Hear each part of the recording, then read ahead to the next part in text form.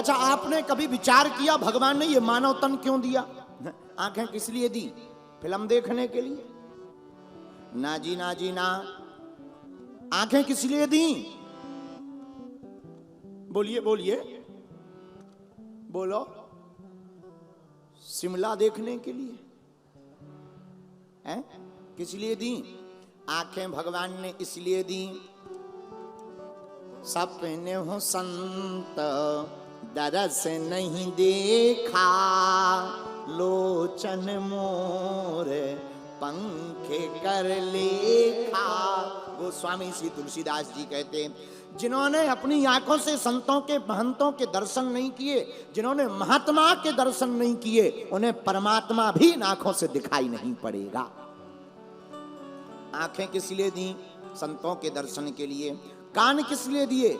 कान दिए सुनने को सत्संग। और हम लोग कान से करते क्या है? अब आजकल वो चली दोनों तरफ लीड लगा लेते। अरे भाई, कान तुम्हें फलाना बदनाम हुआ ठिकाने के लिए इसलिए नहीं दिया। ना जी ना जी। कान दिए सुनबे को सत्संग, तो जीभ दई भज मोहन को। और दान के काज दिए दो हाथ, सो पांव दिए तीर्थ घूमन को। है? भगवान ने पूरा तन जो दिया है उसका कुछ ना कुछ उपयोग बताया है। केवल एक नहीं, हर चीज का श्री भगवान ने उपयोग बताया। आंखों से संतों के दर्शन करो, कानों से भगवान की कथा सुनो। अच्छा, भगवान की कारीगरी कितनी खतरनाक है। आंखें जहां फिट होनी चाहिए वहीं फिट है, कान जहां होने चाहिए वहीं है। हम एक दिन विचार कर रहे थे बैठे बैठे कि मान लो जो आंखें यहां हैं, अगर वो अगल बगल होती, हम लोग ऐसे देख रहे होते। और बताओ। अच्छा, ब्रह्मा जी की कारीगरी देखो, अलाइनमेंट कितना गजब का मिला रखा है। कानों से, आंखों से, नाक से, मुंह से, फिर गर्दन, फिर हृदय, फिर उधर, फिर पाद। भगवान ने कितनी गजब की कारीगरी की। एक चेला हमको मिला, बोला गुरुजी आपकी कृपा से हमने कार उठा ली। हमने कहा बहुत अच्छा है। दूसरी साल फिर मिला, बोले गुरुजी हमने फिर से कार उठाई।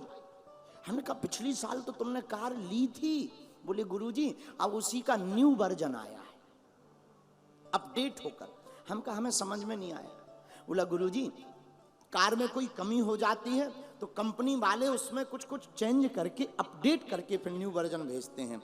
हमें बड़ी हंसी आई। हमने आशीर्वाद दिया। हम कहा भगवान करे तुम्हें फलीभूत हो, पर एक बात बोले। बोले बोलो। हम कहा देखो भाई, तुम्हारी कारें तो हमेशा अपडेट होती रहती, हमारी ब्रह्मा जी की कार एक बार बन गई, लौटकर अपडेट होने की आवश्यकता नहीं पड़ी। जो जहां लगा आज भी वैसे ही लगा। अच्छा देखो, हम एक दिन और बैठे बैठे सोच रहे थे, कानों की तरफ हम देख रहे थे, शीशा के सामने बैठे थे, कानों की तरफ हमने देखा। हमने कहा कानों में सुनाई तो देता है ये बोर जैसे हॉल से, ये जो छिद्र है, छिद्र से सुनाई देता, लेकिन ब्रह्मा जी ने ये टोपा क्यों लगा रखी, मडगार? ये बॉडी ऊपर से क्यों 50-50 ग्राम की चिपका रखी? हमें बाद में जब समझ में आया, हमने कहा ब्रह्मा जी बहुत होशियार हैं। पूछो कैसे? ब्रह्मा जी को पता था कि कलयुग में आदमी चश्मा लगाएगा, टांगेगा कहां? चश्मा लगाएगा, टांगेगा कहां? तो सुनाई तो जहां से देता तो ठीक है। कान दोनों तरफ के ऊपर से टोपा लगा दिए। भाई टांगने की खूंटी भी तो होनी चाहिए। बोलो सीताराम। तो भगवान ने ये तन बनाया। तन बनाया किस लिए? तन भोग के लिए नहीं। मेरे प्रिय आत्माओं, हम विनोद हंसी हंसी में तुम्हें जो गोली खिलाना चाहते वो उस गोली का नाम ये है। भगवान ने ये तन भोग के लिए नहीं, भगवान ने ये तन योग के लिए दिया है। योग मतलब राम नाम का भजन। अच्छा, लेकिन हम लोग कर रहे क्या? जब ध्यान आता तब भर करते, दुख में सुमिरन सब करें, सुख में करे ना कोई, जो सुख में सुमिरन करे, सो दुख काहे को हो। हम लोग भजन कब करते? जब किसी को माला करते देख लें या कमर में दर्द, कहीं चलो बागेश्वर धाम, भूत लगे तब हनुमान जी याद आते। अरे भाई, पहले ही अगर राम का भजन कर लिया जाएगा, मेरे पागलो, जितना समय व्यर्थ बीत गया सो बीत गया, अब मत व्यर्थ गवाइए, ये दिन लौट कर आने वाले नहीं है। रात गवाई सोए कर, दिवस गवाया खाए, हीरा जन्म अनमोल था, कौड़ी बदले जाए। ये हीरा जन्म अनमोल है, इसको मत गवाओ। और मेरे पागलो, गुजराती की हमें एक कहावत वैसे तो सही सही नहीं आती, पर हमने बहुत सुनी। तो गुजराती में एक बहुत ऊंची तर्क की कहावत है।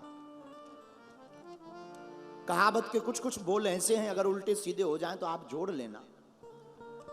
हाँ, तो उसमें कहावत में बोलते हैं, गादला विछावा जा रात वही गई, गादला विछावा जा रात वही गई, तो उगवानू रही गई, उन्हें सवार थई गई। अगर उसका अर्थ हम सीधा बता देते हैं, निश्चित है कि हमारी गुजराती ना लेफ्ट राइट हो गई होगी, लेकिन हम हिंदी आपको बता देते हैं। कहावत का अर्थ ये है कि अगर गद्दा रजाई बिछाने में ही रात निकल जाएगी तो सोओगे कब। और कितना ऊंचा तर्क है, कितना अद्भुत। देखो, ये गुजरात का साहित्य है और कितना ऊंचा साहित्य है। मेरे पागलो, तुम्हारा साधन जुटाने में ही जीवन निकल जाएगा तो साधना कब करोगे।